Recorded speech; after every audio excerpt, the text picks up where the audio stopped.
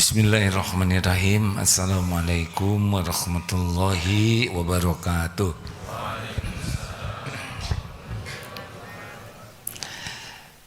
Alhamdulillahirabbil alamin. Segala puja dan puji hanya milik Allah Subhanahu wa taala yang maha dekat, maha menyaksikan, maha mengetahui segala-galanya. Tidak ada yang tersembunyi bagi Allah dimanapun kapanpun. Dialah Allah pencipta segala-galanya, pemilik segala-galanya, penentu segala sesuatu. Tidak ada yang bisa terjadi tanpa izin Allah, baik nikmat maupun musibah. Walau bergabung jin dan manusia akan memberi sesuatu, kalau Allah tidak izinkan tidak akan terjadi. Walau bergabung jin dan manusia seluruhnya akan memberikan mudarat, tidak akan terjadi tanpa izin Allah. Dialah Allah Subhanahu wa taala, Tuhan semesta alam, penguasa jagad semesta yang maha perkasa. Tidak ada yang bisa mengalahkan Allah. Semua makhluk hanya bisa hidup karena dihidupkan Allah. Semua menjadi ada karena diadakan oleh Allah. Dialah Allah yang maha baik, yang walaupun Allah sangat mengetahui kita kufur nikmat, jarang ingat kepada Allah, tapi Allah tetap mengurus kita, memberi nikmat yang tiada terputus. Dan tidak ada pertemuan ini kecuali dengan izin Allah. Semoga Allah yang menakdirkan pertemuan ini, selain Allah takdirkan, juga Allah meridhoi, sehingga yang kita lakukan jadi kebaikan bagi dunia akhirat kita. Amin ya rabbal alamin. Allahumma salli ala sayyidina Muhammad wa ala alihi wa ashabihi ajma'in. Rekan-rekan sekalian, berita gembira. Saya kemarin dapat kiriman dari Masjid Darut Tauhid di jalur Gaza, Palestina. Sudah aktif kembali pengajian, setoran Quran, para santri penghafal Quran di sana sudah aktif. Mudah-mudahan Pak Hamim bisa menayangkan fotonya yang di Masjid Palestina, karena sekarang sedang gencatan senjata. Jadi begini ya, melihat saudara kita di Palestina dengan kacamata keimanan, kita harus yakin bahwa apa yang terjadi di sana semuanya Allah sudah tahu. Tidak boleh ada keyakinan bahwa Allah tidak tahu apa yang terjadi. Yang lapar, yang terluka, yang terbunuh, yang ditangkap, yang dipenjara, termasuk semua rencana jahat orang-orang yang jahat, Allah tahu. Rapat-rapatnya, semua yang terjadi di tempat yang paling tersembunyi sekalipun, tidak ada yang tersembunyi bagi Allah. Innallaha la yakhfa alaihi syai'un fil ardi wala fis sama. Sesungguhnya bagi Allah tidak ada yang tersembunyi, baik di bumi maupun di langit, tidak ada yang tersembunyi. Jadi yang dibawa ke tempat tersembunyi tidak tersembunyi. Kita tidak bisa bersembunyi dari Allah. Mau bersembunyi kemana? Sedangkan dunia berikut isinya adalah ciptaan Allah seluruhnya. Semua tempat adalah milik Allah. Ini harus yakin seperti ini ya. Jadi dimanapun kita berada, wa huwa ma'akum aynama kuntum wallahu bima ta'maluna basyir. Al-Hadid ayat 4. Dan dia Allah bersamamu dimanapun kau berada, dan Allah maha melihat apapun yang kau kerjakan. Jadi dimanapun kapanpun kita tidak pernah sendirian, semuanya. Bagaimana Allah dekat dengan kita? Ya, dekatnya Allah dengan kita beda dengan dekatnya kita. Kalau kita kan ada jarak. Tapi dengan teknologi saja sekarang yang jauh jadi terasa dekat. Allah maha dekat. Siapa orang yang dekat dengan Allah? Salah satu ciri orang yang dekat dengan Allah adalah dia selalu merasa Allah itu maha dekat. Jelas? Kan kebanyakan orang tidak ingat ke Allah. Kebanyakan orang hanya ingat kepada Allah kadang-kadang ketika sedang sedih, memerlukan pertolongan.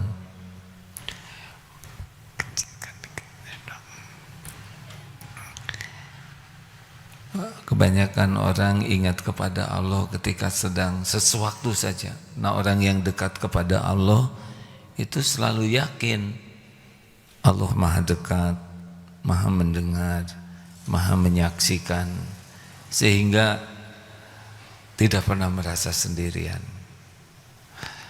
Nah, rekan-rekan sekalian, saudara-saudara kita di Palestina memang sangat berat ujiannya. Tetapi kalau imannya kuat, ya ini tidak ada makanan sama sekali. Allah tahu kita tidak punya makanan. Ini saya tidak ada lagi gandum untuk dibuat makan. Allah tahu tidak? Tahu. Ini sangat lapar. Allah tahu tidak? Tahu. Ini kedinginan. Semuanya Allah tahu. Semakin banyak memohon kepada Allah, nanti Allah gerakan. Ya, di antaranya sekarang ada gencatan senjata di Palestina itu. Syariatnya gencatan senjata, hakikatnya Allah yang membuat. Sekarang ratusan ribuan truk masuk ke Palestina, Allah juga yang menggerakkan. Lalu apa dong bagi kita? Nah, bagi kita yang ingin beramal soleh, kita ingat ke saudara kita di Palestina. Kalau sudah ada Allah, kenapa kita harus mendoakan? Itu ladang amal bagi kita. Kalau kita berbuat baik kepada saudara kita di Palestina, yang beruntung siapa? Yang untung siapa? Kita. Misal tahajud, kita doakan, ya Allah, saudara-saudara kami lapar, Engkau maha tahu, tolong ya Allah cukupi, lindungi, bahagiakan yang sedang sedih, hibur hatinya yang sedang berduka, ya Allah, cabut rasa takutnya. Ini doa-doa ini didengar oleh Allah, diaminkan oleh malaikat, dan bagimu juga, kita juga jadi didoakan oleh malaikat. Untung kita di sana, mudah-mudahan dengan doa kita dikabulkan. Yang tadinya sedang sedih, oleh Allah dihibur, hatinya jadi tenang. Yang sedang lapar, Allah pertemukan dengan rezeki.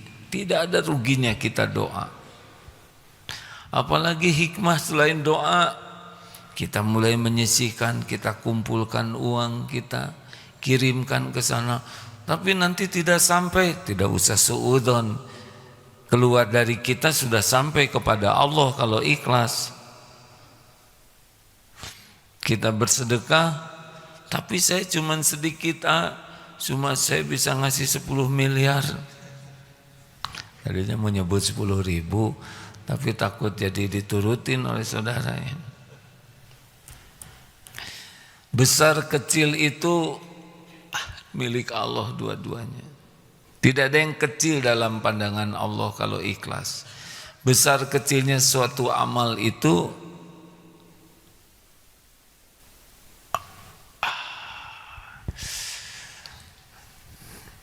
hampir aja mengatakan, kenapa nggak dari tadi? Tapi tadinya udah nggak ada. Lebih jelas sekarang, lebih putih dari aslinya. Sampai di mana? Besar kecilnya ya tergantung niat. Allah tahu niat kita. Mulai keluarkan uang. Saya tidak punya uang, jual barang yang tidak manfaat. Tapi uang ini kecil sekali, tidak ada yang kecil. Alhamdulillah yang laporan terakhir yang terkumpul dan yang sudah dikirimkan ke sana,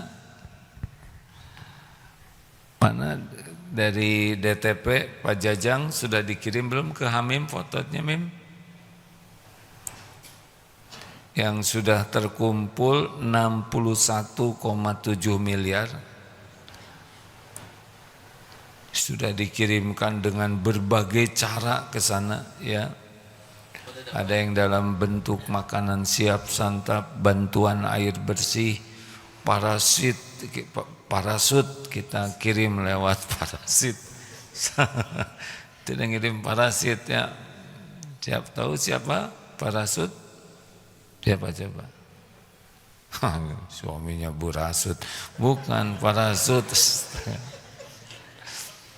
Parasut itu kiriman lewat udara, lalu kurban, pabrik air bersih sudah beroperasi kembali, truk kemanusiaan, paket musim dingin sudah dikirim, paket pangan, tapi di sana yang menderitanya 2 juta lebih. Kiriman kita hanya baru bisa membantu sangat sedikit. Sudah terkumpul 61,7 miliar. Kurang ya. Ini satu bangunan yang roboh aja bisa segini harganya, di sana hancur. Ayo jangan ragu-ragu, tidak akan berkurang harta dengan sedekah. Mana nomor rekeningnya sudah ditulis belum? Belum? Hari ini kita canangkan lagi untuk saudara kita di Palestina ya, mumpung koridornya sedang dibuka, kita kirim sebanyak mungkin bantuan kita. Kita punya ladang amal. Satu doa, yang kedua dengan hartanya ya kita keluarkan. Yang ketiga kita sebarkan informasi ini supaya orang tidak lupa kepada saudara kita di Palestina. Ini semuanya ladang bagi kita. Informasikan. Kalau kita tidak bisa membantu lebih, udah Pak Jajang kebanyakan, punten-punten. Kalau kirim foto terlalu banyak juga, terima kasih ya. Cukup wakilnya. Wah jadi nggak ketemu nih, maaf ya. Nih cukup 1-2 foto untuk bukti ya. Jadi jangan lupa menyampaikan ini agim Mim. Suasana di sana beberapa foto saja ya.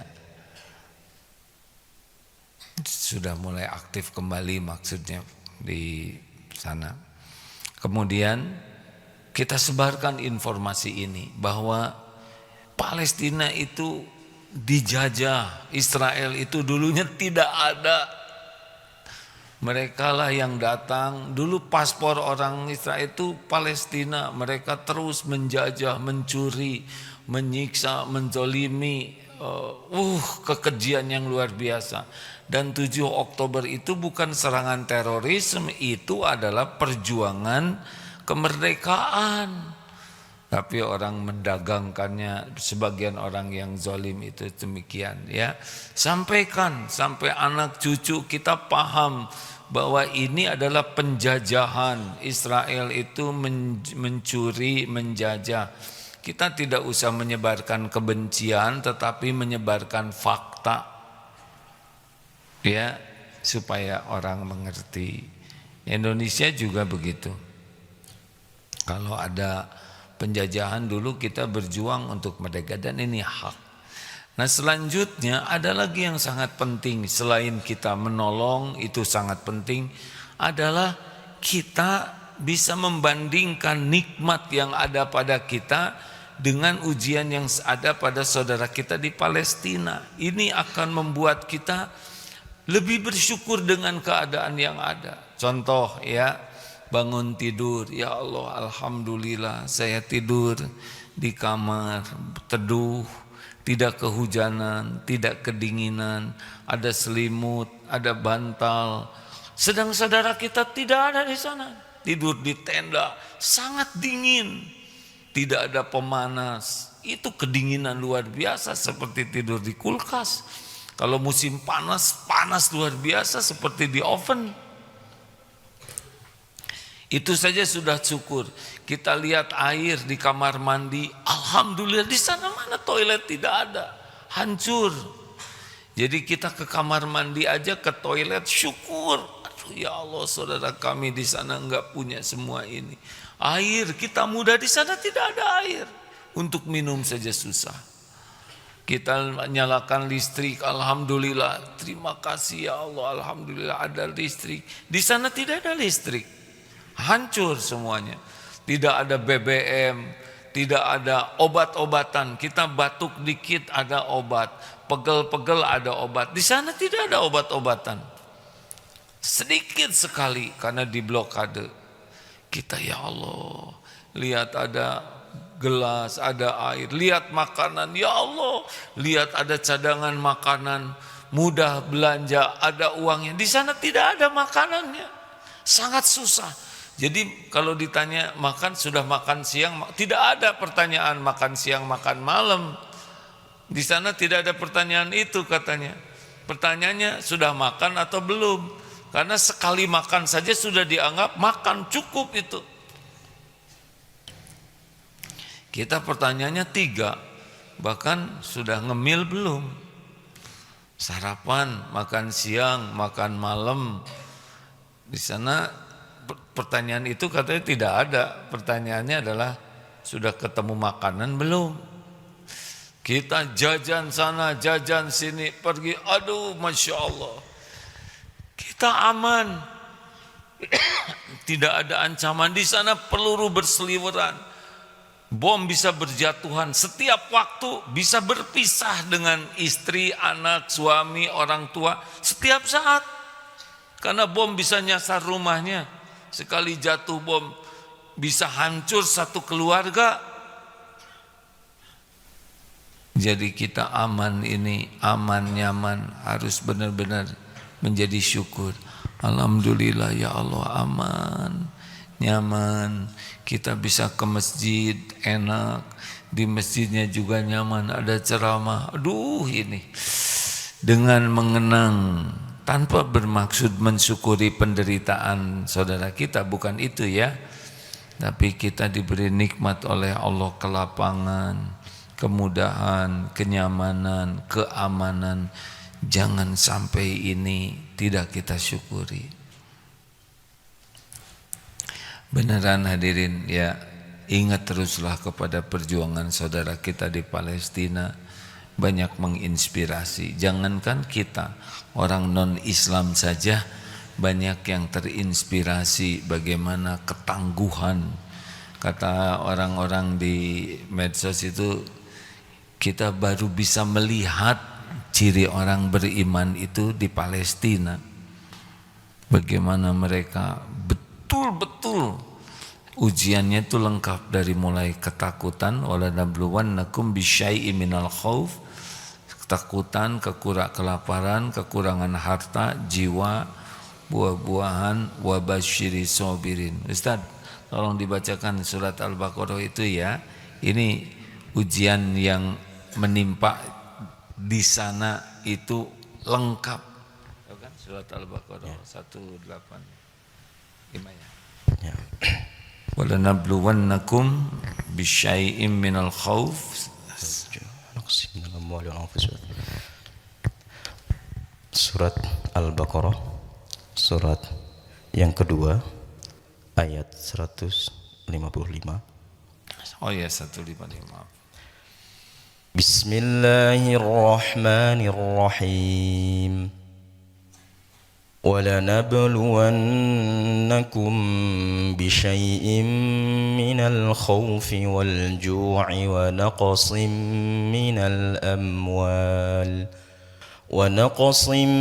مِّنَ الْأَمْوَالِ وَالْأَنفُسِ وَالثَّمَرَاتِ وَبَشِّرِ الصَّابِرِينَ الذين إذا أصابتهم مصيبة قالوا إنا لله وإنا إليه راجعون أولئك عليهم صلوات من ربهم ورحمة وأولئك هم المهتدون. Coba bacakan terjemahnya ya. Ini kalau boleh bacakan terjemah dari 153 dulu. Wala taqulu lima yuqtalu fi sabilillah amwat bal ahya walakin la tash'urun. Dan janganlah kamu wala taqulu lima yuqtalu fi sabilillah, janganlah kamu mengatakan orang-orang yang gugur di jalan Allah itu amwat, mereka itu mati, bahkan mereka itu ahya, mereka itu hidup, tapi kamu tidak menyadarinya. Nah, jadi kita tidak tahu nih bahwa orang-orang yang mati syahid itu beda dengan yang mati biasa ya. Ada Allah memberikan cara menjamu mereka sendiri. Itulah sebabnya banyak orang yang sangat merindukan mati syahid, karena orang yang menjadi syuhada itu dijamu oleh Allah, berbeda dengan keadaan kita. Lalu selanjutnya wala nabluwannakum bisyai'im minal khaufi wal ju'i wa naqsim minal amwal wal anfus was samarat wa basyiris sabirin. Dan sungguh kami akan berikan cobaan kepadamu dengan sedikit ketakutan. Wah, ini mau kita banyak ya di sana. Satu, ternyata ujian dalam hidup ini adalah sesuatu yang tidak kelihatan, yaitu ketakutan. Sesuatu yang bersifat psikologis. Ini ujian pertama yang akan dirasakan oleh kita. Di sini nih banyak takut, macam-macam yang ditakutinya. Ada takut tua, ada takut keriput, takut ubanan, takut sakit, takut pensiun, takut banyak. Ini cobaan pertama. Yang kedua tentang perut, kelaparan. Lapar itu macam-macam ya, ada yang memang tidak ada yang bisa dimakan, tapi ada juga yang bisa dimakan tapi tidak bisa makan. Ini masa kemasan kan makannya sudah dikit ya Pak ya. Kan? Dulu tidak punya uang ingin makan enak, sekarang punya uang gak boleh. Makan nasi kebanyakan gula naik, makan duren asam urat. Yang enak-enak sudah dilarang. Jeroan itu Pak, soto Betawi, mantap ya, sudah tidak boleh. Lalu itu ujian juga. Lalu kekurangan harta, apakah dengan cara memang susah cari dapatnya, atau yang ada diambil oleh Allah harta ini? Semuanya Allah yang punya ya. Kadang Allah ngasih, kadang disempitkan, kadang dilapangkan, kadang diberi, kadang diambil, sesuka Allah. Kadang kita ada, tiba-tiba tidak ada, mudah saja, sama saja kok ya. Yang mengadakan Allah dan yang meniadakan juga Allah. Tentang harta ini jadi berat kalau lengket, kalau merasa ini milik saya, ini harta saya, ini rumah saya, ini hasil perjuangan saya, ini aset saya, ini jerih payah saya. Nah, kalau sudah saya, itu perih tuh. Tapi kalau innalillah wa inna ilaihi rajiun, sesungguhnya kami semua milik Allah dan kami kembali kepada Allah.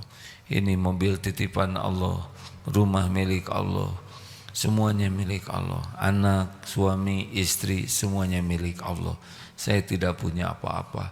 Bahkan diri ini pun bukan milik diri sendiri, ini pun milik Allah. Menjadi lebih sabar ketika innalillah ya. Kemudian kekurangan jiwa ya, akan ada kematian, mulai dari sakit, meninggal. Kita harus siap ini. Kita siap, kita akan berpisah. Hari demi hari semakin dekat dengan perpisahan, dan kita tidak tahu siapa yang duluan. Bisa orang tua duluan, bisa kita duluan, bisa anak duluan, bisa cucu duluan. Adik saya duluan pulang, usia 25. Cucu ada yang duluan juga pulang. Bapak, ibu sudah pulang. Saya sedang menunggu jemputan. Ya, semua pulang. Kita harus siap dengan perpisahan. Sedih wajar, tapi harus ridho dengan takdir, ya. Sedih wajar. Rasulullah SAW ketika Ibrahim meninggal, Ibrahim itu putra laki-lakinya Rasul, wafat, Rasulullah mengeluarkan air mata. Sahabatnya bertanya, "Engkau menangis ya Rasul?" Ini air mata kasih sayang, bukan air mata tidak ridho takdir. Ingat tukang parkir, coba nanti perhatikan yang jaga parkir itu ya, itu tidak pernah sombong walaupun mobilnya bertambah ya, dan tidak sedih ketika mobilnya diambil sampai habis. Kenapa? Karena cuma titipan, jangan merasa memiliki. Ini bapak-bapak dan ibu-ibu masa keemasan. Dulu kan kita nggak kayak gini, betul tidak? Tahu dulu seperti apa? Bayi, ya kan? Kita udah ngalamin bayi, udah ngalamin lucu-lucunya, TK segala dipakai, ya kan? Terus kita makin besar, SD, SMP mulai error, ya, yang serba nggak jelas tuh. Disebut dewasa nggak mau, disebut anak-anak nggak mau. Masa transisi kebingungan SMP itu. Badan juga suka kurang jelas, gemuk-gemuk, kurus-kurus, tapi tinggi, ya terserah. Lelaki badan kecil, suara gede, ya aneh. Memang maunya Allah begitu. SMA, waduh, ini asal raja dunia. Kuliah mulai pusing, ya. Mulai kerja mulai nggak jelas tah. Mau minta ke orang tua nggak ada wibawa, ya. Kerja belum ada, ini dunia tertekan, yaitu udah beres sekolah, belum punya kerjaan, nggak jelas nih kehidupannya, ya. Tapi hidup aja. Tahu kenapa hidup? Karena belum meninggal. Izin, udah tersambung. Sudah tersambung, sudah siaran beliau? Sudah. Oh iya. Bagi MQFM, maaf lupa barusan. Silakan bagi yang akan mengikuti ceramah Pak Miftah Farid, Kiai Miftah Farid di MQFM, ya. Semoga beliau sehat dan istiqomah. Amin ya rabbal alamin. Nah, jadi seperti mana tadi teh? Bicara apa saya? Tuh pada lupa semuanya, ya.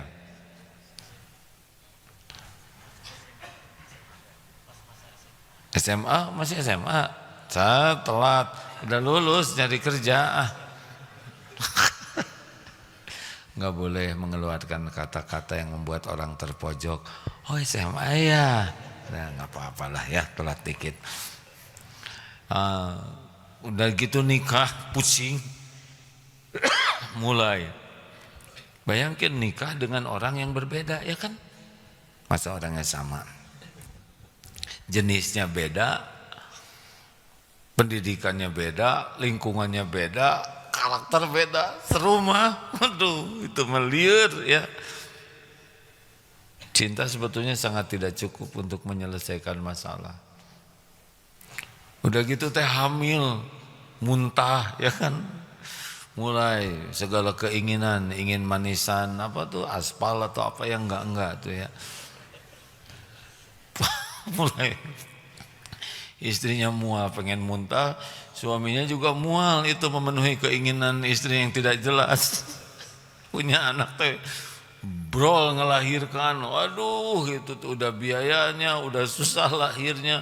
Mulai namanya, ini bukan nakut-nakutin, ya. Ada baby blues yang itu, yang anaknya nangis terus, istrinya stres, bapak nggak bisa tidur. Pernah tuh ada bertiga nangis, satu bayi, dua ibunya, yang kedua bapaknya juga karena nggak bisa tidur, ngeriung bertiga tuh. Kata bayi teh, gimana ini nggak jelas pisan, yang nangis saya yang karena pada kurang tidur. Begitu hidup tuh, terus membanting-banting tulang, kontrak, ada aja urusan teh terus. Makin lama beda lagi ya Bu. Mulai kita teh mulai reyot ya, 3L, mudah letih, lesu, lemah, liur ya. Masuk ke usia 50, tegang karena 55 pensiun. Pensiunnya belum stres duluan. Lama-lama mulai 55 segala kerasa take off. Take off itu dari duduk ke berdiri mulai susah ya. Saya sudah merasakan. Rata-rata meninggal 60-70 nih. Itu teh ujian semuanya sepanjang hidup tuh. Hanya orang yang kuat iman yang bisa menikmati semua ini. Hanya orang yang meniatkan segala kejadian disikapi dengan jadi amal soleh baru bisa menikmati. Nah, ujian apa lagi? Tadi harta udah. Kemudian jiwa udah.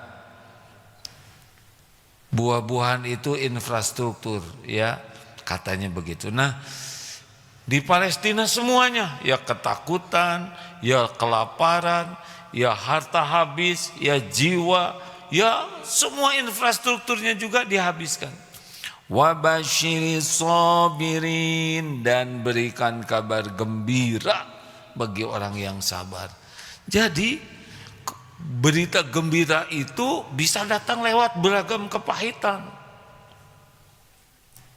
Apa keutamaannya? Jelas dari kepahitan ini dosa bisa berguguran habis bagai gugurnya daun-daun. Ridho, keridoan Allah, faman rodiya falahu ridho. Kan begitu dalilnya, besarnya pahala sebanding dengan besarnya ujian. Jikalau Allah mencintai satu kaum, ibtalahum, Allah akan memberikan bala, cobaan kepada kaum tersebut. Faman rodiya falahu ridho, barang siapa yang ridho kepada apa yang Allah takdirkan, Allah ridho kepadanya. Waman sakito falahu sakhatu, dan barang siapa yang marah, tidak nerima takdir yang ada, Allah pun marah. Jadi orang-orang beriman terima aja, emang udah waktunya begini ya. Ya Pak ya, kita udah tua nih, ini seangkatan dengan saya. Mana yang tadi 60, acungkan tangan. Kok jadi tiga-tiganya? Bapak berapa maaf? 63. Bulan apa Pak? Oktober. Adik, maaf ya Bapak nggak bisa nyusul saya.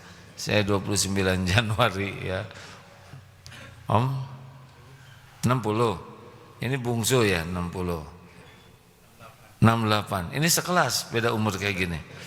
Makanya kalau di TK beda 8 tahun, raja yang satu ya kan. Kalau masuk masa keemasan, Abah berapa tahun usia? 83. Habis kita nih jadi bayi lagi. Terima kasih Pak. Alhamdulillah. Jadi begitulah hidup ini. Mau tahu rahasianya? HN, hadapi, hayati, nikmati. Hadapi saja itu, ngalir sajalah. Udah banyak dulu kita, waduh nanti gimana ya? Udah dijalanin mah, lewat weh, betul tidak? Aduh gimana nanti saya pensiun? Pernah gitu kan Pak? Sekarang udah pensiunnya. Masih hidup? Masih, terus ngalir. Gimana ya kalau suami saya meninggal? Berarti dikubur, ya kan? Terus saya gimana? Janda, ya kan? Hadapin aja, ngalir saja, ngalir. Terus deketin Allah. Gimana menghadapi yang belum terjadi? At-Taubah ayat 51. Qul la yusibana illa ma kataballahu lana huwa maulana wa 'alallahi falyatawakkalul mu'minun. Katakanlah sekali-kali tidak akan menimpa kepada kami kecuali apa yang ditetapkan Allah untuk kami. Dialah Allah penolong kami dan kepada Allah lah kami bertawakal. Ini katanya ya, wah bagaimana tuh Presiden Trump enggak begitu mendukung tentang gencatan senjata. Wah bagaimana ya, tapi yang beriman kuat di sana pasti akan mengatakan ayat ini, enggak akan menimpa kepada kami kecuali apa yang Allah tetapkan untuk kami. Kalaupun harus terbunuh ya enggak ada masalah, mati penting syahid, husnul khotimah. Jadi tidak usah takut dengan yang belum terjadi, takutlah kita tidak disukai Allah. Jalanin saja hidup ini dengan penuh ketakwaan, sekuat tenaga dekati Allah. Kita ini ciptaan Allah, kita milik Allah.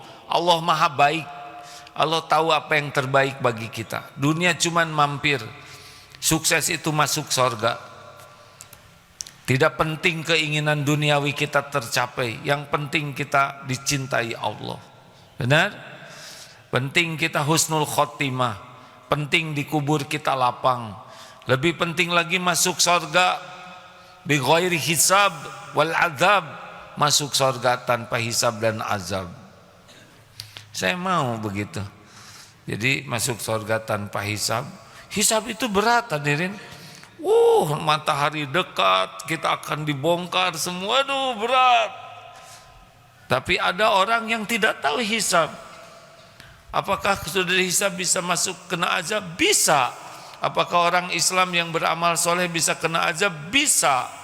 Kalau defisit tidak cukup, ya dosanya lebih banyak dari amalnya, dia kurang tobatnya, nanti dicelupin dulu ke neraka, na'udzubillah. Makanya jangan merasa aman dengan amal yang sedikit. Nanti ada orang yang muflis, tahu muflis? Bangkrut di dunia, sepertinya banyak amalnya tapi sering nyakitin orang sehingga dibayarkan pahalanya kepada orang yang disakiti. Nanti kalau habis pahala, dosa orang yang disakiti diambil oleh dia sebagai tebusan dari perbuatan buruk yang tidak diselesaikan di dunia ini. Ini serius nih hadirin. Itu orang-orang Istriwil yang zolim-zolim itu sama mati juga nanti. Sama tuh, mereka juga makhluk Allah. Cuman seksi bagian jadi penjahatnya. Iya. Semuanya juga meninggal nanti. Semua yang sekarang gaya-gaya sering tampil di TV, punya jabatan ini pun nanti juga meninggal kok. Ini bukan nyumpahin ya, enggak, bukan begitu. Ini benar, semuanya akan meninggal. Raja-raja yang enggak lama gaya-gaya tuh ya, lama-lama juga leles, liar, maut, sama. Yang bicara ini juga. Ini di kursi ini juga enggak tahu berapa lama lagi ya. Akan datang suatu saat nggak ada lagi Agim di sini, beneran. Akan ada waktunya nanti yang lain yang ceramah di sini. Gak bisa enggak, saya akan meninggal. Ada waktunya nanti. Nah begitulah, kembali ke Palestina. Wabashiri sobirin. Nah apa aja hasilnya dari wabashiri sobirin? Alladzina idza asabathum musibah qalu inna lillahi wa inna ilaihi rajiun, yaitu orang-orang alladzina, orang-orang idza apabila ditimpa musibah mereka mengatakan inna lillahi wa inna ilaihi rajiun, sesungguhnya kami milik Allah dan kami semua kembali ke Allah. Ulaika alaihim shalawatu mir rabbihim wa rahmah wa ulaika humul muhtadun, mereka itulah yang mendapatkan keberkatan yang sempurna, curahan rahmat dari Tuhan mereka, dan mereka itulah orang-orang yang humul muhtadun, mendapat petunjuk. Masya Allah. Ada pertanyaan dan ada yang didiskusikan, silakan. Nomor rekeningnya udah ditulis belum di medsos? Sudah? Nih saya bacakan nomor rekening ganteng ya.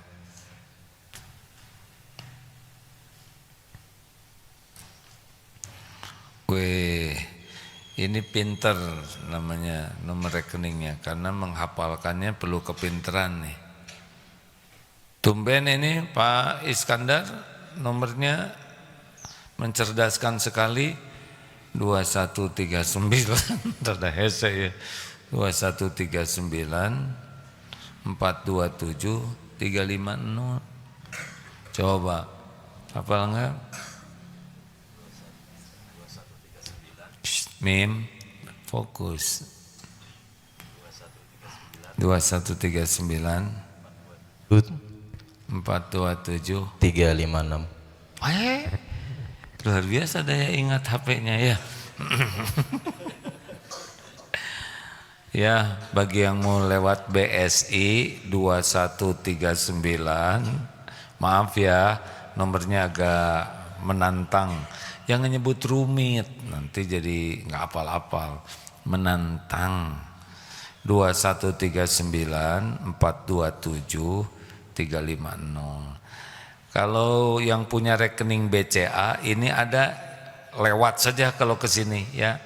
Lewat, karena ada yang punya BCA tapi pengen mudah, dilewatkan ke BCA dan sesudah itu ditransfer juga ke rekening syariah.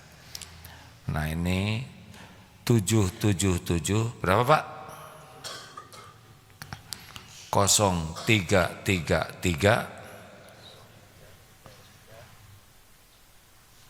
151. Ayo deh, 777 0333 151 gitu nadanya ya. 777 0333 151. Nah ini bagi yang punya rekening BCA supaya langsung silahkan. Terima kasih hadirin sekalian. Ada pertanyaan? Silakan. Medsos kalau di masjid tidak ada. Santri tiap hari usahakan sisihkan dananya, bekalnya ya. Juga langsung sekarang ditunda-tunda, setan suka ngebohong, nanti aja nanti kebanyakan kan, banyak keperluan, kurangin aja terus aja, nanti sampai jatuhnya 2000 lagi. Silakan. Cek. Dari YouTube ada yang bertanya. Silakan. Dari Sri Heriati bertanya, AA mau nanya gimana kalau kita sedang sedekah tapi dianggap sebagai pamer. Katanya pamer tapi niat kita benar-benar sedekah. Ya udah nggak apa-apa. Kenapa mikirin omongan orang? Dan walaupun kita sudah sangat ikhlas, pasti ada orang yang nggak suka. Nabi juga sempurna kebaikannya, niatnya, hatinya, perbuatannya, ibadahnya. Disebut orang gila, disebut tukang sihir, segala macam tuh difitnah. Biarin, itu mah bukan urusan kita omongan orang. Urusan kita, amal kita diterima Allah ya.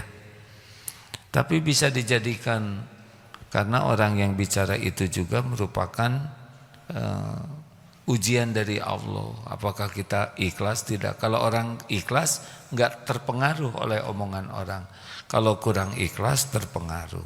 Tapi tidak ada salahnya kita evaluasi hati kita. Jangan-jangan memang ada kurang ikhlas. Kalau udah ikhlas ya sudah, teruskan aja. Gitu, udah, gak usah ribet dengan omongan orang, capek-capek, mau apa? Ya pasti akan ada orang yang tidak suka ke kita, menghina, mencaci, gak apa-apa, penggugur dosa, melatih sabar, melatih kita bisa membalas dengan kebaikan dan menjadi jalan evaluasi. Jangan-jangan emang kita kurang ikhlas, ya. Jadi gimana supaya ikhlas? Boleh kelihatan orang, boleh, tapi yang tidak kelihatan juga lakukan. Misalkan yang dilihat orang 1 juta, yang diam-diam 100 juta gitu. Jangan kebalik ya, yang dilihat orang 10.000, yang diam-diam 500. Nah itu. Kan ada yang masuk canceleng itu ditutup. Ada yang ingin merahasiakan jumlahnya karena banyak, ada yang ingin takut ketahuan karena sedikit. Pas dimasukin teng katanya bunyi, jadi ketahuan 500. Langsung kotak infaknya disepak. Ayo lanjut.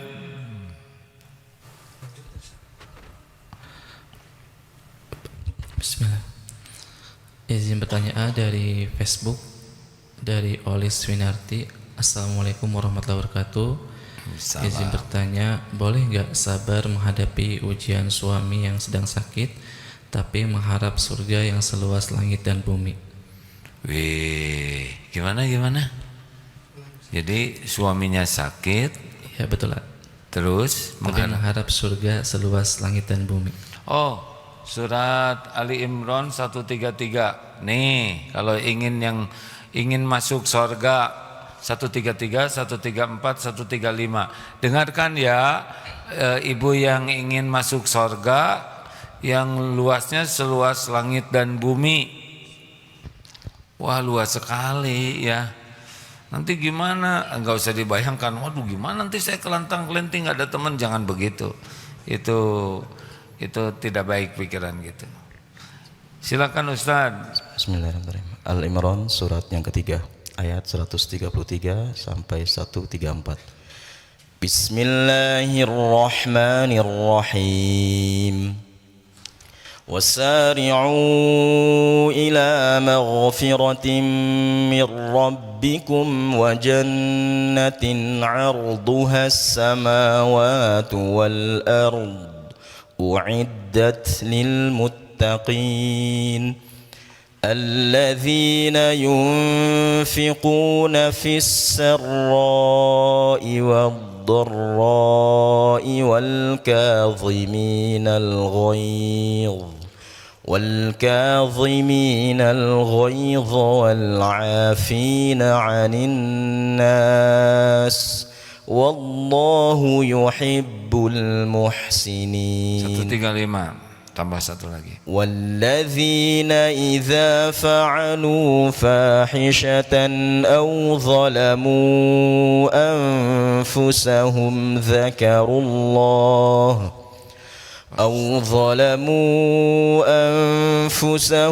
ذكروا الله فاستغفروا لذنوبهم ومن يغفر الذنوب إلا الله ولم يصروا على ما فعلوا وهم يعلمون.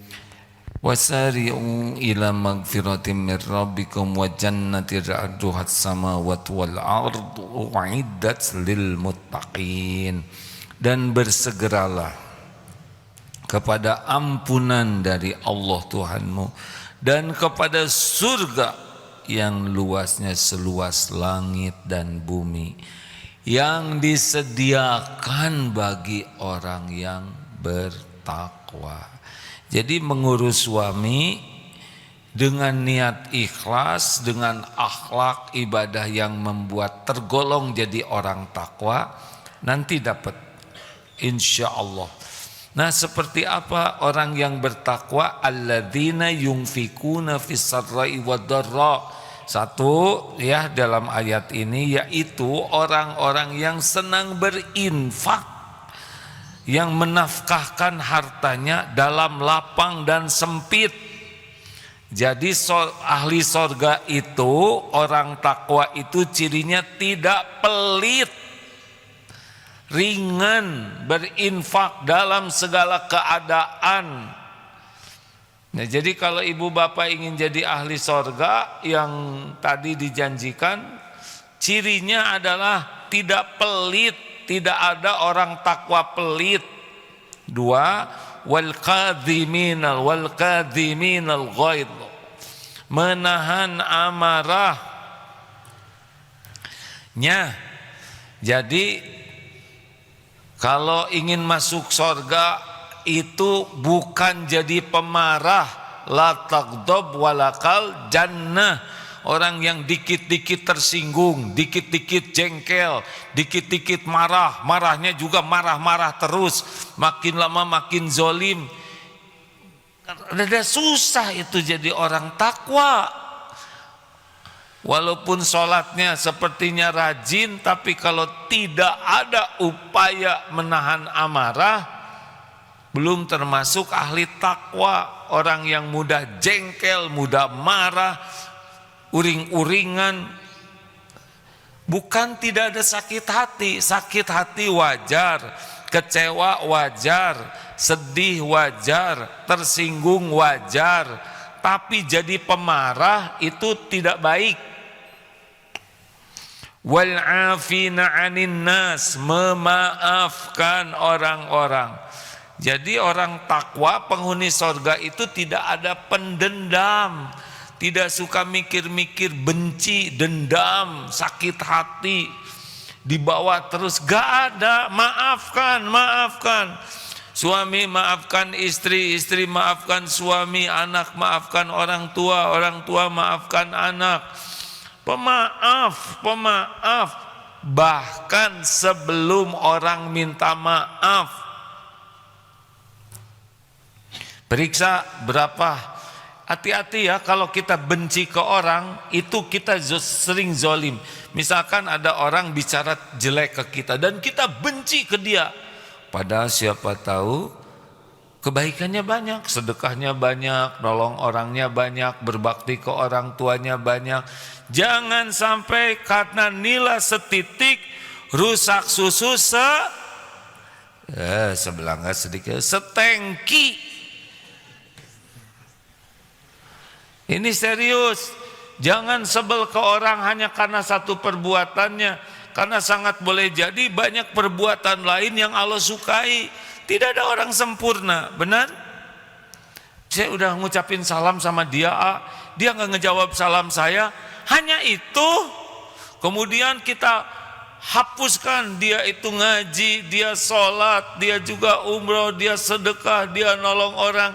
Hanya gara-gara nggak menjawab salam, kita jadi benci, seakan-akan orang itu jelek seluruhnya. Zolim kita ini. Maafkan. Tahu siapa maafkan? Siapa maafkan? Siapa yang nyebut istrinya Pak Afkan? Maafkan orang bertakwa. Maafkan siapa ya? Istrinya Pak Afkan. Itu Bu Afkan. Lanjut. Ayo dikit lagi nih. Wallahu yuhibbul muhsinin, dan Allah mencintai orang yang berbuat kebajikan. Jadi orang takwa itu menahan marah, maafkan, berbuat baik. Itu SOP-nya, tahan, maafkan, balas dengan kebaikan. Nah, ibu mengurus suami dengan ikhlas, wilayahnya ini nih, Allah mencintai orang yang berbuat kebaikan. Dan terakhir, walladzina idza fa'alu fahishatan aw dzalamu anfusahum zakarallah. Dan juga apabila mengerjakan perbuatan keji atau menganiaya diri mereka sendiri, mereka akan ingat Allah, lalu mohon ampun terhadap dosa-dosanya. Dan siapa lagi yang bisa mengampuni dosa daripada selain dari Allah? Tidak ada lagi yang bisa mengampuni.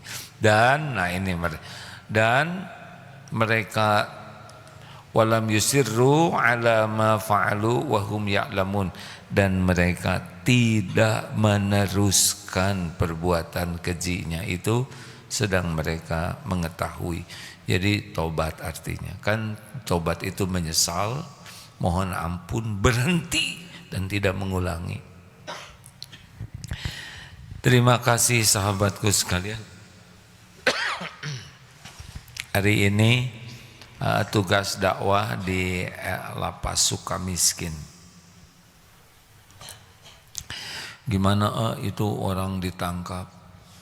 Ya lebih bagus berbuat jahat ditangkap. Berarti berhenti perbuatan jahatnya, benar? Harusnya yang ditangkap itu berterima kasih sama yang nangkap. Ini cerita ya. Suatu saat diundang makan, perkenalkan ini sahabat saya ini, ahli tahajud, ahli masjid, senang sekali sedekah, rajin datang ke pengajian. Dah kenalan. Gimana Pak, sehat ya? Alhamdulillah, saya hijrah semenjak saya dipanggil KPK gitu. Jadi solehnya sesudah dipanggil KPK, berarti harus berterima kasih sama KPK. Bener, karena sebelum dipanggil saya ngaco katanya. Jarang orang berterima kasih kepada yang jadi jalan berhenti dari dosa. Ya kita husnudzon, siapa tahu yang ditahan di LP Sukamiskin malah di sana jadi ahli takwa. Terima kasih rekan-rekan, waktu sudah habis. Subhanakallahumma bihamdik, asyhadu alla ilaha illa anta, astaghfiruka wa atubu ilaik. Assalamualaikum warahmatullahi wabarakatuh.